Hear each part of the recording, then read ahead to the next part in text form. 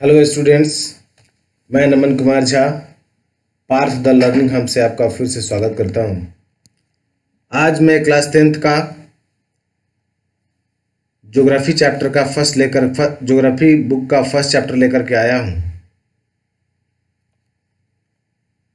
और टॉपिक है resources and development. Chapter 1 resources and development. जैसा कि स्टूडेंट्स आप लोगों ने पिछले क्लास में भी अर्थात क्लास 9th या क्लास 8 में भी आपने पढ़ा होगा रिसोर्सेज के बारे में। तो रिसोर्सेज के बारे में आपको पता होगा कि रिसोर्सेज होता क्या है। उसको हम लोग विस्तृत रूप से क्लास 10th में अर्थात इस चैप्टर में हम लोग पढ़ेंगे कि रिसोर्सेज होता क्या है और इसके डेवलपमेंट क्यों जरूरी है,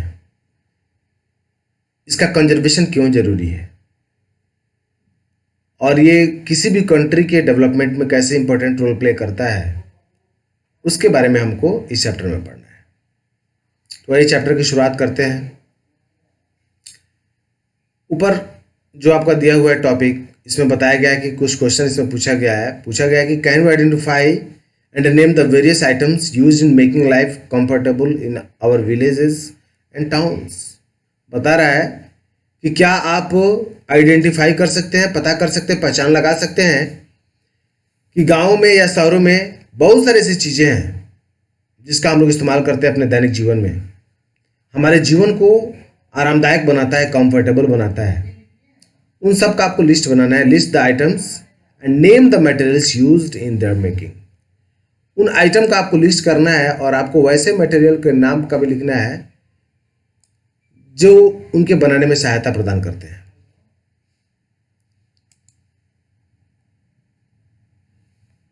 आइए यहाँ पे देखते हैं। Everything available in our environment. हमारे इन्वायरमेंट में जो कुछ भी अवेलेबल है ना, बता रहे हैं यहाँ पे कि हमारे इन्वायरमेंट में जो कुछ भी अवेलेबल है, everything available in our environment which can be use to satisfy our needs provided it is technologically accessible, economically feasible and culturally acceptable can be term as resources. देखिए, रिसोर्सेज वह चीज होता है जो हमारे वातावरण में मौजूद होता है और जो हमारी दैनिक आवश्यकताओं की पूर्ति करता है। ऐसे बात करें तो बिना रिसोर्सेज के ह्यूमन लाइफ पॉसिबल नहीं है, चाहे वो हम सांस लेते हो, ब्रीदिंग करते हो या ईटिंग करते हो। अभी आप लोग पढ़ते हैं तो आपकी जो बुक है, आपकी जो पेंसिल है, आपकी जो कॉपी है, आपके जो पेन है, ये सारे रिसोर्सेज के ही बने हुए हैं। तो आपकी नज़र मेरे कहने का मतलब है आपकी नज़र जहां तक जाती है, all those things are resources, can be term as resources. लेकिन यहां पे एक बात कही गई है कि रिसोर्सेज होने के लिए कुछ कंडीशंस हैं। क्या दुनिया में जो कुछ भी है सब रिसोर्सेज ही है? नहीं, एक कंडीशन लगाया गया है। किसी रिसोर्सेज होने के लिए क्या कंडीशन होना चाहिए कि इट इज टेक्नोलॉजिकली एसेसिबल, जहां पे टेक्नोलॉजी का पहुंच हो, टेक्नोलॉजी पहुंच सके। इकोनॉमिकली फिजिबल, इकोनॉमिकली फिजिकल मतलब जो हमारे दायरे में हो, जो हमारे बजट के दायरे में हो, जिसको हम लोग खरीद सकें, जिसको हम लोग प्राप्त कर सकें। और कल्चरली एक्सेप्टेबल, समाज के द्वारा, सोसाइटी के द्वारा, आपके संस्कृति के द्वारा उसको एक्सेप्ट किया जाए, दैट इज कॉल्ड रिसोर्सेज। आइए इसको विस्तृत रूप से समझते हैं। टेक्नोलॉजी का मतलब क्या है? टेक्नोलॉजी जिसके माध्यम से हम किसी चीज को ऑब्टेन करते हैं, जो हमारे वर्क को इजी बनाता है, that is called technology. Next term है आपको इकोनॉमिकली फेसिबल। इकोनॉमिकली मतलब कहने का मतलब है कि आपको कुछ दिखाई दे रहा है बट आपके पॉकेट में पैसा नहीं है, यानी आप इकोनॉमिकली फिजिबल नहीं है आपके लिए, तो उसको हम रिसोर्सेज नहीं बोलेंगे। Third number culturally acceptable. कहने का मतलब है कि वो जो कुछ भी आप ला रहे हैं या जो कुछ भी या जिस चीज़ को भी आप रिसोर्सेज की श्रेणी में रखना चाह रहे हैं, यदि वो आपके समाज के द्वारा, आपके कल्चर के द्वारा एक्सेप्ट किया गया हो, देन वो रिसोर्सेज होता है, अदरवाइज वो रिसोर्सेज नहीं होता है। मतलब आप चोरी कर रहे हैं, कुछ ऐसा गलत कर रहे हैं जो समाज इलीगल उसको मानता है, हमारा सोसाइटी उसको इलीगल मानता है, तो क्या आप उसको रिसोर्सेज मान सकते हैं? नहीं, उसको रिसोर्सेज हम नहीं मान सकते हैं। तो ये तीन बातें जानना जरूरी। इसमें क्वेश्चन बनता है कि what are the conditions to become anything a resources, किसी भी चीज़ को रिसोर्सेज होने के लिए क्या कंडीशन है, तो आपको आंसर होगा 3 पॉइंट में आप देख सकते हैं कि it is technologically accessible, third number economically feasible, ये इकोनॉमिकली फिजिबल हो, एंड थर्ड नंबर आपका है, सेकंड नंबर में मैंने बताया कि इकोनॉमिकली फिजिबल हो, थर्ड नंबर में आपको बता रहा हूँ कि ये कल्चरली एक्सेप्टेबल हो, यानी जिसे हमारा समाज क्या करता हो, एक्सेप्ट करता हो, वो आपको क्या कहलाता है, रिसोर्सेज कहलाता है। क्लियर, आगे बढ़ते हैं। यहाँ पे आपको देखते हैं, यहाँ पे ट्रायंगल बनाया गया है और कैसे ये सारा चीज ह्यूमन बींग से जुड़ा हुआ है। देखिए यहाँ पे फिजिकल एनवायरनमेंट जो भी नेचर है वो भी ह्यूमन से जुड़ा हुआ है। टेक्नोलॉजिकली के माध्यम से, इंस्टीट्यूशन के माध्यम से हम लोग क्या करते हैं, किसी भी रिसोर्सेज को हम लोग ऑब्टेन करते हैं, उसका एक इंस्टीट्यूशन बनाते हैं एंड देन उसको हम लोग सोसाइटी में उसको क्या करते हैं, प्रोवाइड करते हैं। नेक्स्ट पैराग्राफ में बता रहा है the process of transformation of things available in our environment involves an interactive relationship between nature. कह रहा है कि ट्रांसफॉर्मेशन है, किसी भी चीज का बदलाव जो है हमारे समाज में, हमारे वातावरण में जो कुछ भी होता है वो किसी न किसी रूप से नेचर से जुड़ा होता है। आप जो कुछ भी खाते हैं, जो कुछ भी पीते हैं, आप जिस चीज का भी इस्तेमाल करते हैं वह कहीं ना कहीं नेचर से जुड़ा हुआ है, अर्थात वो नेचुरल है। ये अलग बात है कि ह्यूमन उसको उस नेचुरल थिंग को अदर फॉर्म में चेंज कर देता है, लेकिन वो नेचुरल ही होता है। यदि वो नेचर उसको प्रोवाइड ना करे, ह्यूमन को प्रोवाइड ना करे, तो वो अदर फॉर्म में चेंज नहीं किया जा सकता है। अब वो आदमी जो है कैसे नेचुरल थिंग को अदर फॉर्म में चेंज करता है, तो टेक्नोलॉजी के माध्यम से उसको चेंज करता है। उसके बाद इंस्टीट्यूशन बना करके उसको इस्तेमाल करता है। जैसे आयरन ओर को ही लीजिए, आयरन क्या है, वो नेचुरल थिंग्स है, लेकिन उसको हम लोग क्या करते हैं, टेक्नोलॉजिकली उसको हम लोग क्या करते हैं, उसको अदर फॉर्म में चेंज करके उसका इस्तेमाल करते हैं। अपनी डेली लाइफ में हम लोग उसका इस्तेमाल करते हैं। यदि नेचर उसको प्रोवाइड ना करे तो क्या हम ये पॉसिबल है हम लोग के लिए? नहीं। आइए नेक्स्ट टॉपिक बता रहे हैं यहाँ पे कि human beings interact with nature through technology. हम लोग नेचर से कैसे जुड़ते हैं? टेक्नोलॉजी के माध्यम से जुड़ते हैं। नेचुरल थिंग्स को कैसे अपने यूज के लिए बनाते हैं? टेक्नोलॉजी के माध्यम से बनाते हैं। And create institution, and then जब वो टेक्नोलॉजी के माध्यम से काफ़ी स्टोर जब उसका हो जाता है, तब उसके लिए हम लोग क्या करते हैं, एक इंस्टीट्यूशन का निर्माण करते हैं। एंड देन वो हमारी सोसाइटी में डोर टू डोर या पर्सन टू पर्सन उसको दिया जाता है, भेजा जाता है। Create institution to accelerate their economic development. अब जब वो इंस्टीट्यूशन बनाते हैं तो उसको हम लोग इकोनॉमिक डेवलपमेंट के लिए उसका इस्तेमाल करते हैं, उसको बेचते हैं, मार्केट में बेचते हैं, जो उसका इनकम होता है तो स्वाभाविक हमारे इनका इकोनॉमिक डेवलपमेंट हो रहा है। हमारा डेवलपमेंट हो रहा है तो हमारे सोसाइटी का डेवलपमेंट हो रहा है, हमारे स्टेट का डेवलपमेंट हो रहा है, और जब किसी स्टेट का डेवलपमेंट होता है तो समझिए उस कंट्री का भी डेवलपमेंट हो रहा है। नेक्स्ट पैराग्राफ में आपको ये बताया जा रहा है कि do you think that resources are free gifts of nature. हाँ, ये बहुत अच्छा टॉपिक है, बहुत अच्छी लाइनें हैं ये। इसमें बताया जा रहा है कि अक्सर लोग सोचते हैं कि जो नेचुरल थिंग्स होता है ना, वो क्या है, नेचर का गिफ्ट्स है, इसलिए चलो जितना मर्जी है उसको उड़ाओ, उसको बर्बाद करो, जैसे भी तैसे उसका इस्तेमाल करो। लेकिन ऐसी बात नहीं है। जो कुछ भी रिसोर्सेज है उसका क्वांटिटी लिमिट है। यदि हम इसमें सावधानी नहीं बरतेंगे, बैलेंस में उसका इस्तेमाल नहीं करेंगे, तो आने वाले फ्यूचर में हमें परेशानी सहनी पड़ेगी। क्या बता रहा है कि do you think that resources as free gifts of nature as is assumed by many. जैसा कि लोग बहुत सारे इस्तेमाल करते हैं और इस तरह से अंधाधुंध इस्तेमाल करते हैं, उनके दिमाग में ये बात बनी रहती है कि ये क्या है, नेचर के द्वारा दिया गया फ्री गिफ्ट है। लेकिन ऐसी बात यहाँ पे नहीं है। दे आर नॉट, वो फ्री गिफ्ट नहीं है, उनका क्वांटिटी लिमिट है। एक समय आएगा कि they will vanish and they will be destroyed. Resources are a function of human activities. ये ह्यूमन एक्टिविटी का फंक्शंस है, मनुष्य इसको अपने दैनिक जीवन में उसको इस्तेमाल करता है। Human beings themselves are essential components of resources. निश्चित रूप से मानव भी एक बहुत बड़ा रिसोर्सेज है। कैसे? तो देखिए, डायमंड एक प्रीशियस चीज है ना, थिंग्स है। यदि मानव उसका उपयोग ना बताए, उसका इस्तेमाल ना करे, तो उसको रोड पर फेंक दिया जाएगा, तब भी उसको कोई नहीं इस्तेमाल करेगा। तो यानी कोई भी रिसोर्सेज तभी रिसोर्सेज है जब उसकी एक स्पेशल डिग्निटी होती है, उसकी स्पेशल सिग्निफिकेंस होती है। और वो कौन सिग्निफिकेंस कराता है उसका? वो है ह्यूमन।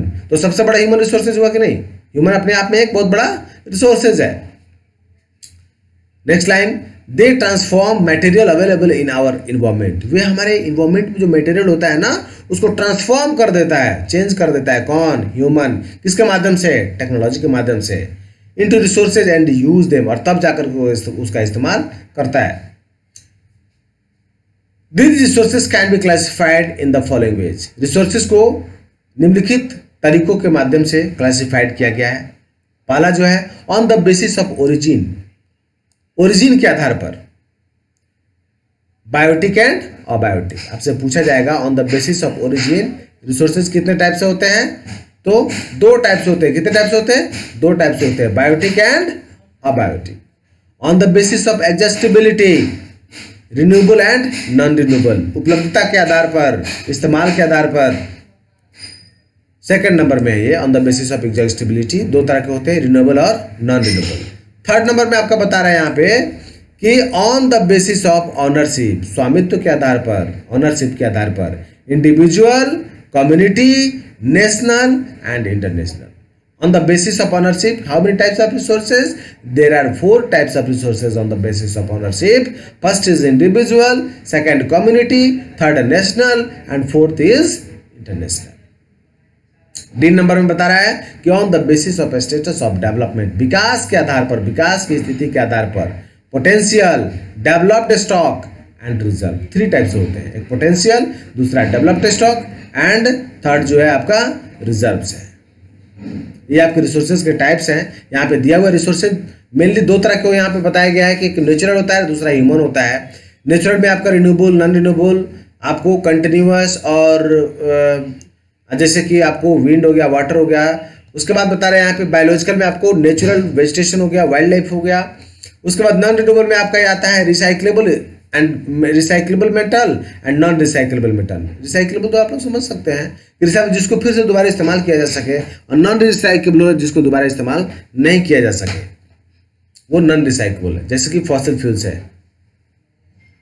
आइए यहाँ पे हम जितने भी रिसोर्सेज टाइप्स बताया हूँ उसके बारे में हम लोग बारी बारी से पढ़ेंगे, वन बाय वन करके। Types of resources on the basis of origin, origin के आधार पर, ओरिजिन मतलब होता है उत्पत्ति। There are 2 types of resources on the basis of origin, पहला है बायोटिक एंड सेकंड नंबर है अबायोटिक।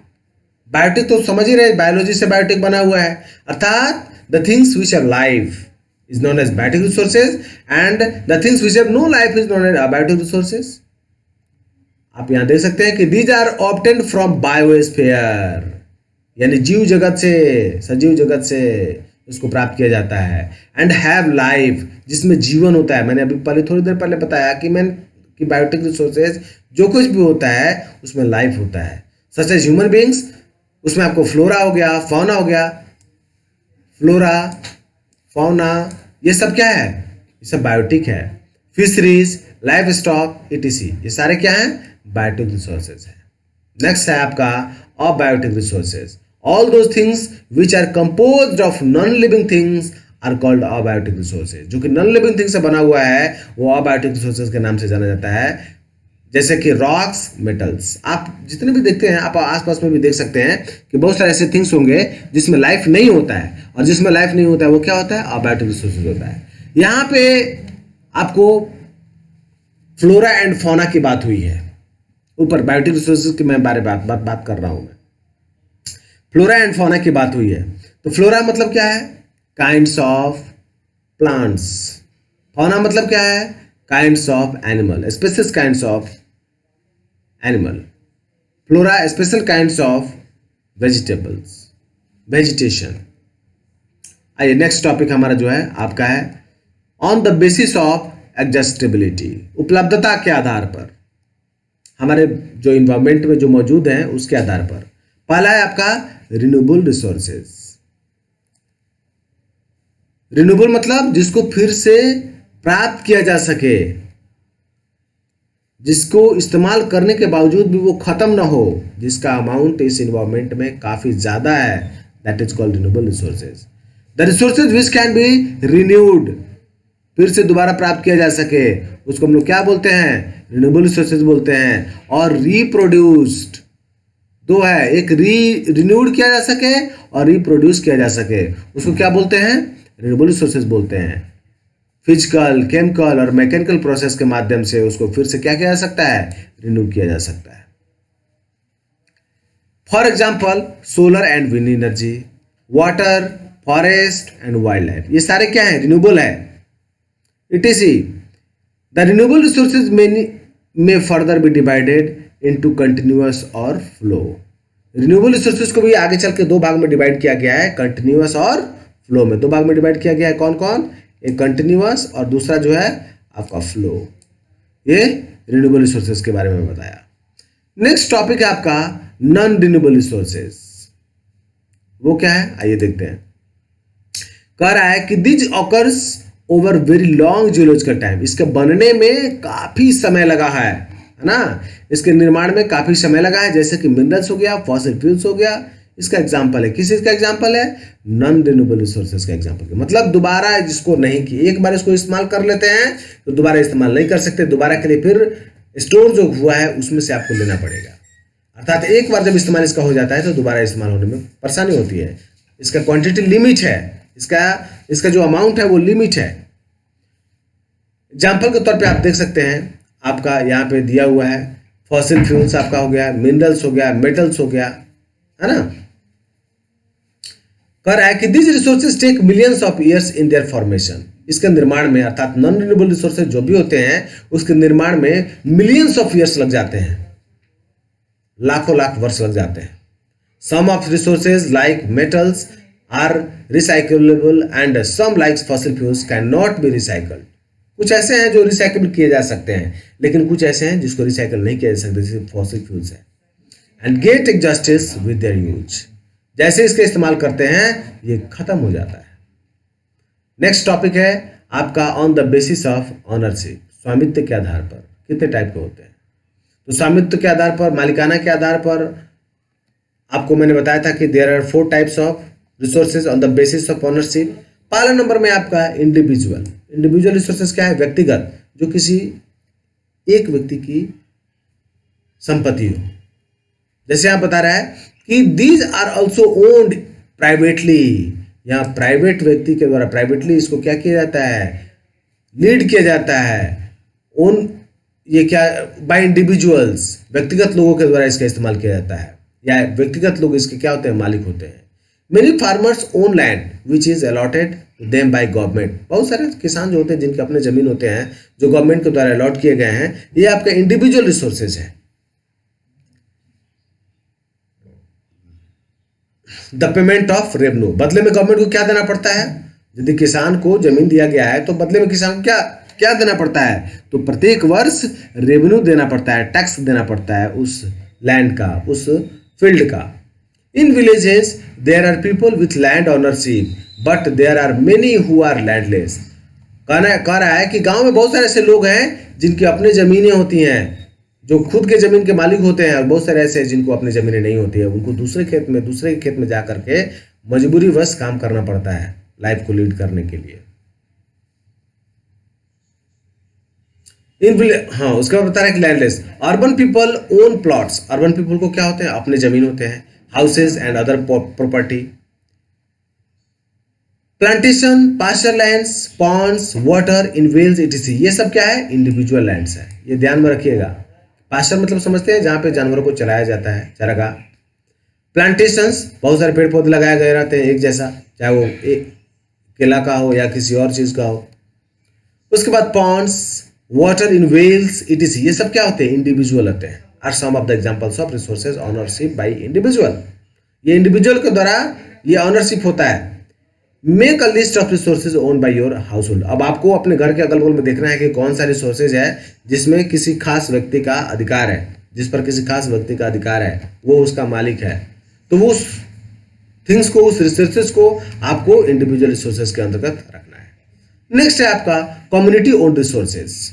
ये किसी एक का नहीं होता है, कम्युनिटी का होता है।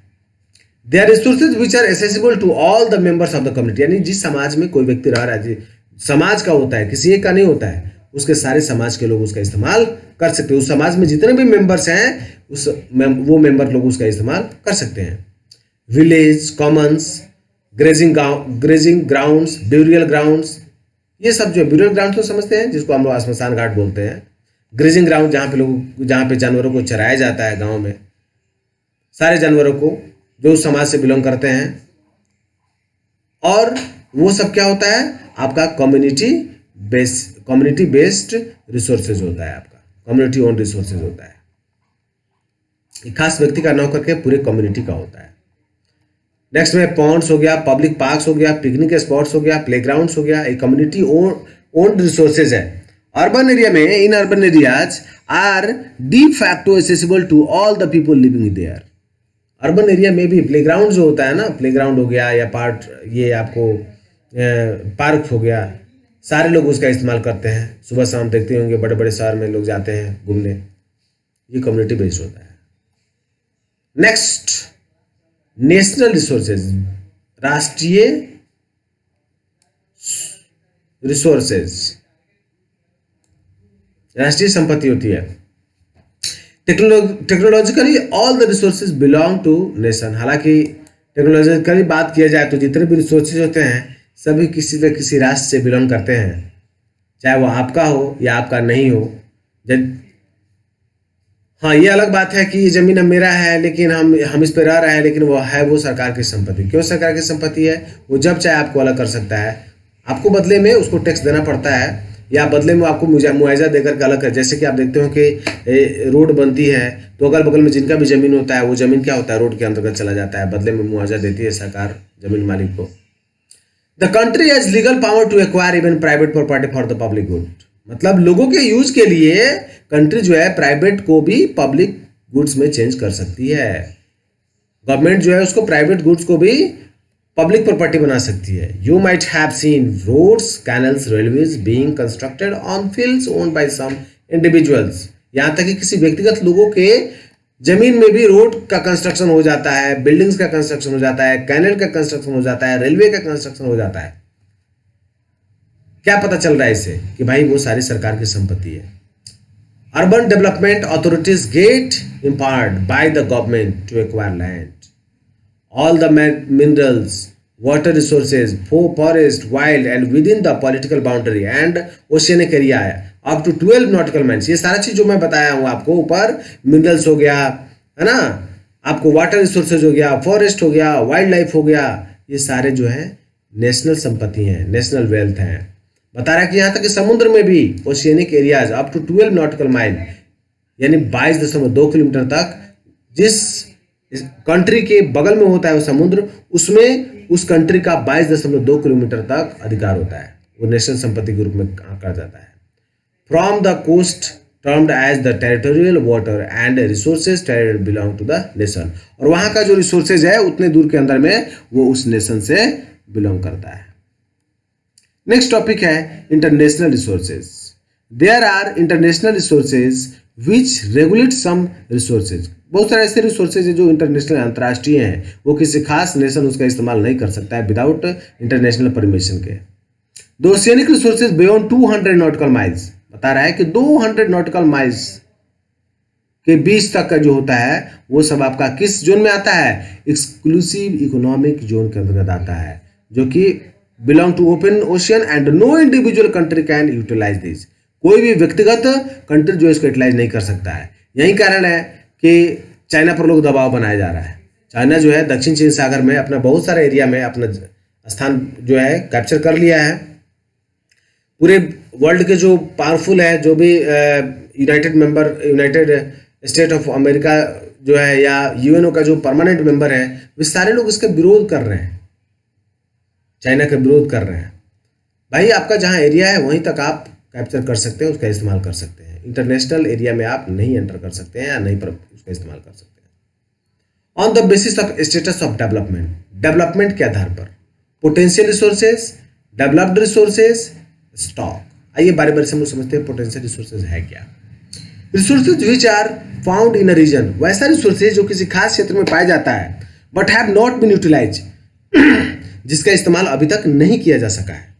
जैसे कि एग्जांपल के तौर पे the western part of India particularly Rajasthan and Gujarat have enormous potential for the development of wind and solar energy. Gujarat को ही लीजिए, राजस्थान को लीजिए, वहाँ पे हम काफ़ी मात्रा में विंड एनर्जी का इस्तेमाल कर सकते हैं, सोलर एनर्जी का इस्तेमाल कर सकते हैं। But so far this have not been developed properly. लेकिन अभी तक दुर्भाग्य की बात है, हमारे पास टेक्नोलॉजी नहीं है, हमारे पास उतना संसाधन नहीं है जो हम लोग विंड एनर्जी को या सोलर एनर्जी को यूटिलाइज कर सके राजस्थान में या गुजरात में। तो वैसे रिसोर्सेज को हम लोग किस नाम से जानते हैं? पोटेंशियल रिसोर्सेज के नाम से हम लोग उसको जानते हैं। ठीक है, आइए नेक्स्ट टॉपिक है आपका डेवलप्ड रिसोर्सेज। डेवलप्ड रिसोर्सेज क्या है? रिसोर्सेज विच आर सर्वेड, जिसका सर्वे किया जा चुका है, जांच पड़ताल किया जा चुका है, and their quality and quantity have been determined for utilisation, और उसके क्वालिटी और क्वांटिटी दोनों को डिटरमाइन किया जा चुका है किस चीज के लिए? यूटिलाइजेशन के लिए भाई इसका इस्तेमाल किया जा सकता है। The developed of resources depends on the technology and level of the their feasibility. उपलब्धता के आधार पर और टेक्नोलॉजी के यूज के आधार पर डेवलप्ड रिसोर्सेज का इस्तेमाल किया जा सकता है या आंकड़ा लगाया जा सकता है। नेक्स्ट है आपका स्टॉक।